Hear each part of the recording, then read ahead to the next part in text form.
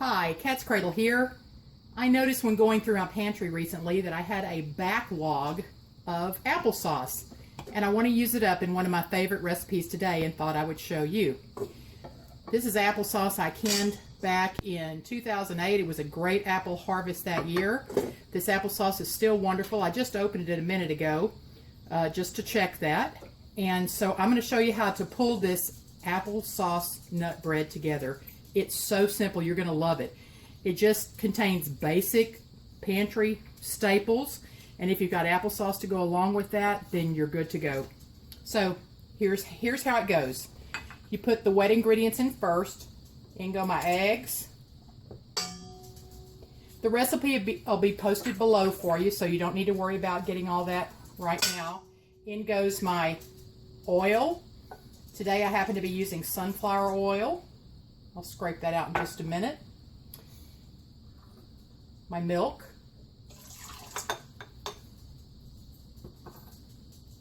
My vanilla. I'm making a double batch today. I'm actually going to list the double batch for you. It's going to make 2 loaf pans full because I don't ever see any sense in heating in my oven just for one something if it's a recipe that's great to throw in the freezer. So I'm going to make 2, and this freezes beautifully. So in goes my applesauce. I'm kind of eyeballing this because I've made it so many times, so I know what it should look like. There we go. All right, now I'm going to beat this. Actually, I'm going to throw in my sugar as well. Today I'm using brown sugar and granulated sugar. You can just use granulated sugar if you want. I just like the way the brown sugar makes it taste. And then I'm going to beat this. Well, that wasn't too good.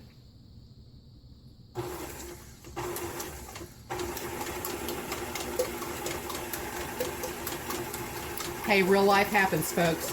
So I'm going to beat this for about 3 minutes, and then I'll bring you right back. All right, so my wet ingredients are all mixed together.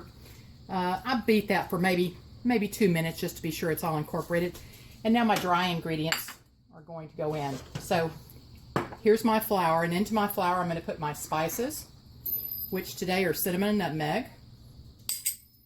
And then my leavening agents, baking powder, baking soda, and then my salt is in here as well. I'm just going to put that in. What I really meant to do, but I'll be able to reach for it over here, I'm going to put just a little bit of flour in my nuts, just like that, and stir them. What that does is the oil on the nuts causes the flour to cling. And the benefit to that is once I mix that in my batter, the nuts will stay put. They will not sink to the bottom. So that's a little bonus trick for you today. So that's ready to go in at the very end. I'm going to hand stir that in. In fact, you don't need a mixer at all for this recipe. You can do it by hand. So I'm just going to lift this flour just a little bit with the leavening agents and the spices in it. And I'm going to add it to my batter. I think I'm going to grab a measuring cup here just to make it easier to get in. All right. I'm going to lift my beater just a little bit. Put a nice big scoop in. Maybe one more. All right. Then I'm going to mix it just a little bit. I have no idea why this is doing this today. I'm just pulsing it. All right. I'm going to add a little more of the dry since all that has got wet. I'll do this in about 3 batches. Okay, here we go.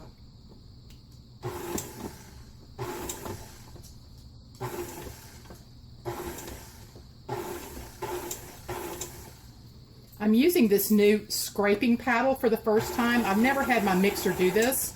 And I'm just wondering if it's this scraping paddle that's causing it to want to jump out. Okay, now the last bit of flour goes in. I'll just dump that. There we go. All right. right, again, I'm going to pulse it carefully. I have no idea why it's doing this. It's making me crazy, though.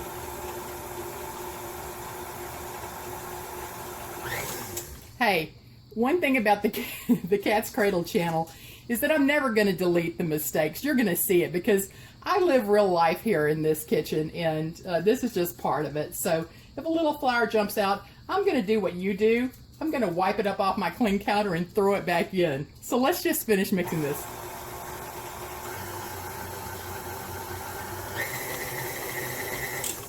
Good enough.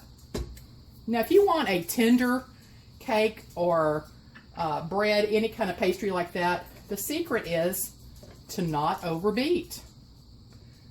See, there's that scraping paddle. Not sure how crazy I am about it now that it made a big old mess for me. So I'm going to take this off, rinse my hand. All right. Now I'm going to scrape the sides down where it threw all that flour up there. Yeah, I may have to rethink that paddle. Yeah, the secret is not to overbeat cake, cookies, or anything like that. That's why I said this can totally be made by hand and not with a mixer at all. So now I'm just going to stir in the nuts. The nuts are coarsely chopped. That just happens to be my preference. I know I always get questions. Can you leave them out? Yes, you can leave them out. I don't think it'll be as good, but, you know, whatever. And that's something that, I'm sorry, it just drives me crazy when people post in the comments, could I substitute pumpkin for applesauce? Well, you know, you probably could, but why don't you just go looking for a pumpkin bread recipe? I don't mean to get, you know, to get snippy about that, but if you want to have different ingredients, go looking for a different recipe.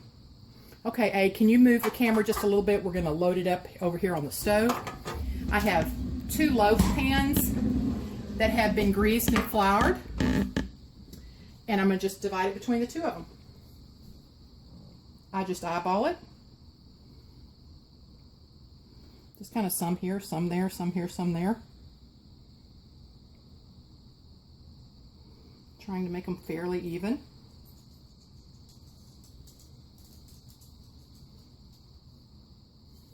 Okay, and then I'll just scrape out, get it all.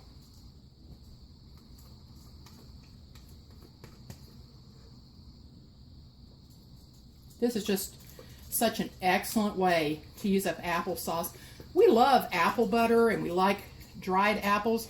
We don't eat a whole lot of applesauce, but I like to have it on hand, and this is one of the recipes. It's just excellent for her.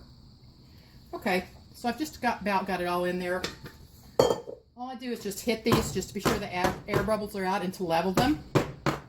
And then you want to back up just a little bit, A, and I'll show them going into the oven. This is a 350-degree oven. She has to move some lighting here. And they're going to bake for about 40 to 45 minutes. My rack is at the middle position.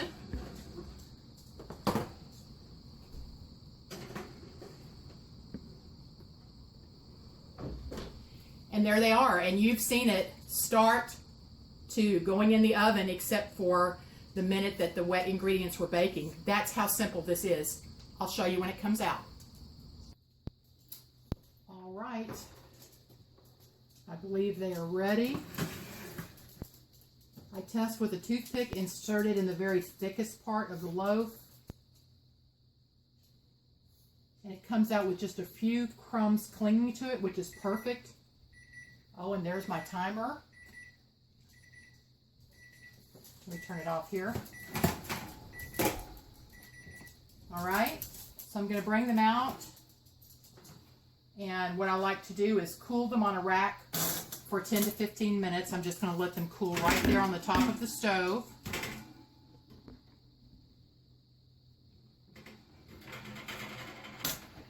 On this rack, 10 to 15 minutes, and then I'll bring you back when I turn them out of the pan. All right, I moved my applesauce nut loaves because I decided to get supper going while I was waiting for them to cool. We have some beautiful tomatoes still coming out of our garden. These are from volunteer tomatoes. We didn't even plant these. So I've moved this over here. Still pretty warm. I think I better use some pot holders. It's still pretty warm, but if you have greased and floured your pans right, you ought to be able to jiggle your pan, yes, and see your loaf move. Can you see that? All right, so I'm going to try this. There you go. See how beautifully it comes out? There's the first one.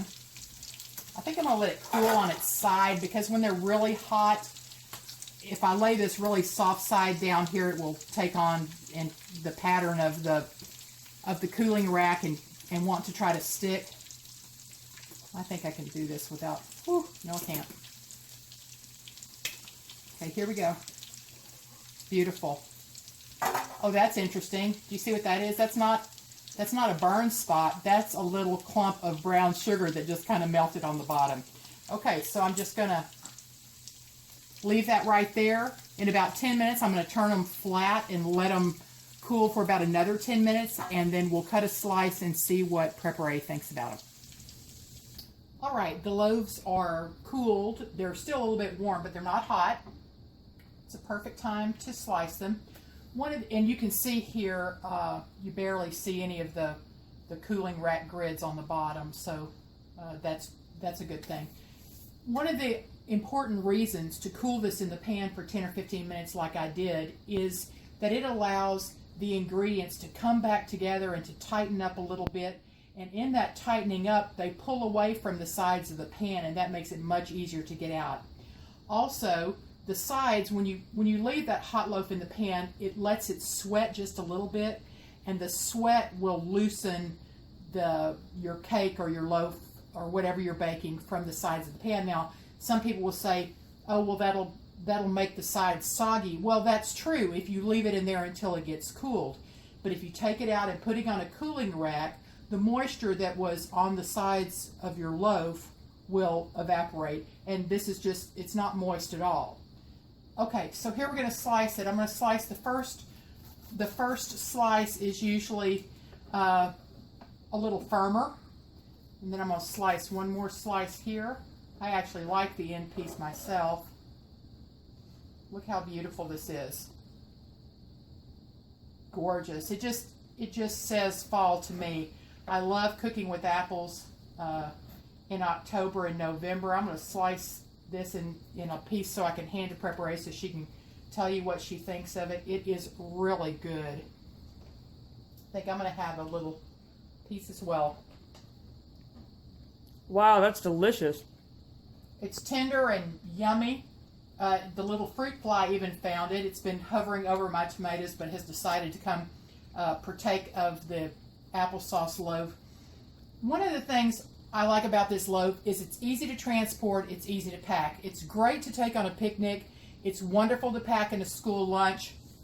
One of the things I use it for a lot is, look at that hand. Did you see that hand come in front of the camera? You know what that means more. One of the things I use it for a lot is if I have to take a meal to someone who is sick or recuperating, because if they don't feel like eating it, they can put it in the freezer. They can slice off a couple of slices, put the remaining in the freezer. Plus, it's really gentle on the system. It's not too spicy. It's not frou-frou with a bunch of whipped cream and stuff like other desserts would be. It's just plain, simple, and straightforward. When I first copied this recipe, I just wrote it on a piece of notebook paper. And like I do, I write notes on a lot of my recipes.